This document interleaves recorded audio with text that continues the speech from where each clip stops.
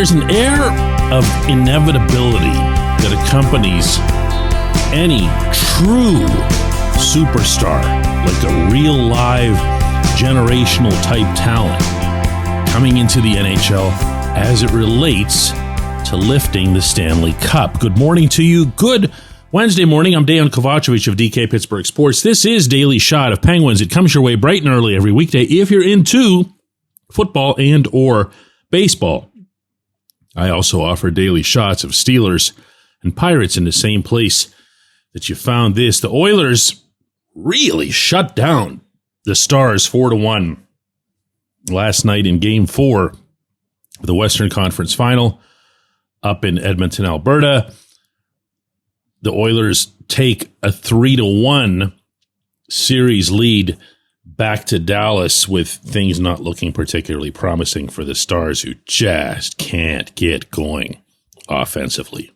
But from the opposite perspective, there's almost this sense that might be out there that because Connor McDavid and Leon Draisaitl are on the same team, it's just kind of a foregone conclusion. They're gonna win. They're gonna win because that's just how it goes. It'll take some longer than others.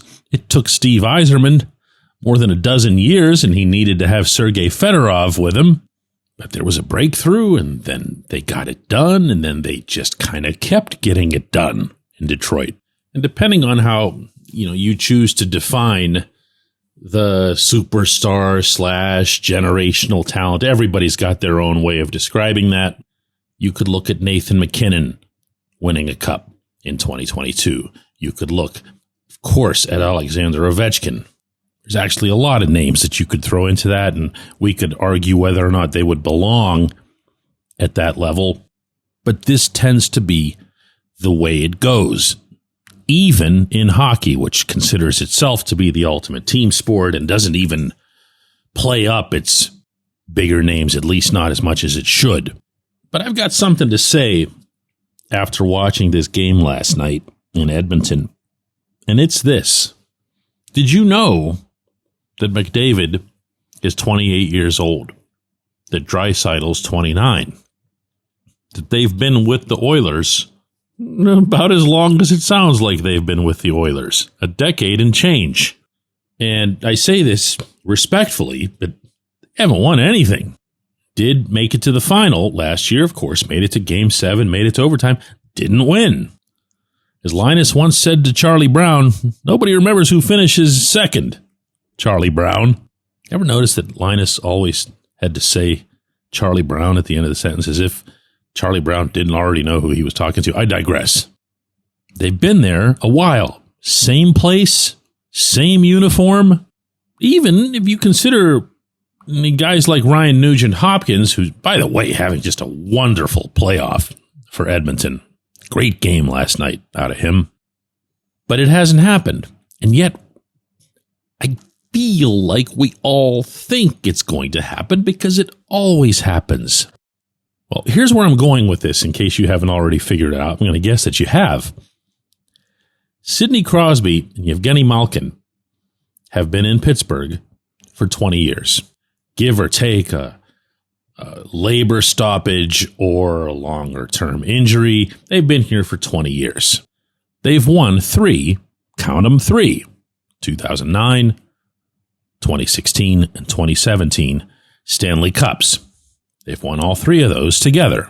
And what you will still commonly hear in Pittsburgh is that, man, there could have been so many more. There could have been this year or that one time they brought Jarome Iginla in, or any number of years after the initial cup. No one will ever point to the year before the initial cup, even though the Penguins were there in Game 7 against Detroit, because they were there. They made it, kind of like what happened with the Oilers and Panthers last year. It was their christening. Marian Hossa asked to be traded to the team that he thought would win the following year. Hossa ended up losing the following year. But it's all those other years. And people will routinely say things like they've wasted X number of years of Sid or Gino. Whereas the history of this sport will teach us that, yes, those players will win a championship. They will not win a ton of them. No one does. From the post-Pittsburgh/Edmonton period of the 1980s, you've seen teams win once, maybe twice in succession, and you'll see them win 3 over a certain period of time. But you don't see these big blobs or clusters of cups going anywhere, no matter how super the superstars are. In fact, the rarity, the great rarity, is what Sid, Gino, and the rest of the Penguins achieved by having not 1, but 2 back-to-back runs at the Cup, meaning the initial loss in the final to the Red Wings, followed by beating the Red Wings the next year. And then, of course, the back-to-back Cups with a mostly different group of players several years later. That's what you don't see. That second surge. There's nothing negative or regretful to be had as it relates to Cups in the Sid/Gino era. There just isn't. And don't make me be the one to bring up what I know some of you older fans are already thinking about, and that's that even the greatest athlete our city will ever see won those 2 Cups in 91 and 92.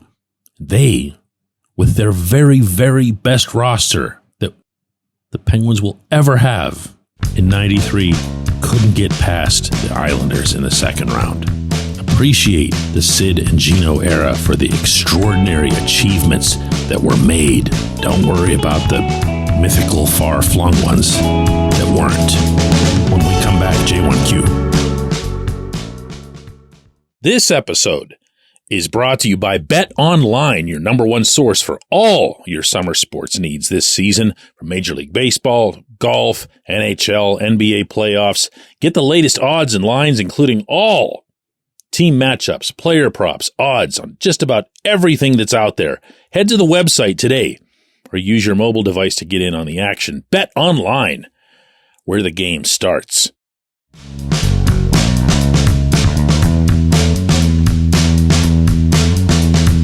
And today's J1Q comes from Derek, who says, DK, I'd love to have your take on Kasperi Kapanen. Anybody who didn't stay up and watch the whole thing last night, Kapanen added an empty net goal just by doing that thing that he does, and he outskates everybody else on the ice. Really good guy to have out there in that situation because he's not some defensive liability. He can get a little flaky at times. But when he's locked in, which hasn't always happened in his career, he can be someone that you trust. As is often the case when anyone succeeds to any degree, really, in a Stanley Cup playoff game, and we're all watching it because the whole hockey world is watching it, and that player used to be on your team, it's super easy to inflate that player's performance / value and any other sentiment that you might have about him no longer being with the team. And why can't your team get that kind of production out of so-and-so? Well, here's the concrete evidence on Kapanen for the 2024-25 season as a whole. In 67 regular season games, he put out 6 goals and 8 assists. If you'd like, I can compare that to Noel Acciari for you, but it's not going to go well for Kapanen. Neither will his minus 22 rating that included a minus 16 rating for the 57 games he spent in Edmonton with a winning team. Not easy to do. Also, by the way, not easy to be a minus 22 for the season on not 1, but 2 playoff teams, because his other team was St. Louis, when you're averaging 11 minutes and change of ice time per game. That's why I was stressing what Kapanen can do when he's locked in defensively as opposed to what he usually does. He doesn't lock in. He's not that guy. He's not going to be that guy. There is nothing physically he can't do on a hockey rink. That's the part that weirds everyone out. Because a lot of times when you see him score, it'll be something that's just breathtaking, that makes you realize what he's got and what he's had all along and what he was born with as the son, former NHLer Sami Kapanen, who had himself a nice career. But when you're now 11 years in, you are who you are. Somebody might think they can get something out of you in short spurts. St. Louis was able to do that. Edmonton has, to some extent, gotten something out of him. I mean, he's suiting up. I should say he's suited up 6 times in these playoffs. He has 2 goals. One of them was just depositing a loose puck in from the blue paint. Credit to him for being there, but it wasn't exactly reinventing the game. And this one, again, was an empty netter. Over 43 career playoff games, he has 6 goals. So, no, even though you weren't specific there, Derek, like, what did you actually mean when you say, what are your thoughts on Kapanen, as in, like, should the Penguins bring him back or anything? My answer is no. Is Kapanen playing great? No. Is Kapanen someone who has magically found himself? No. Did the Penguins make a mistake in letting him go? No. The answer to everything that you could ask would be a no. And I'm speaking from the perspective of someone who really, really liked this kid when he was here.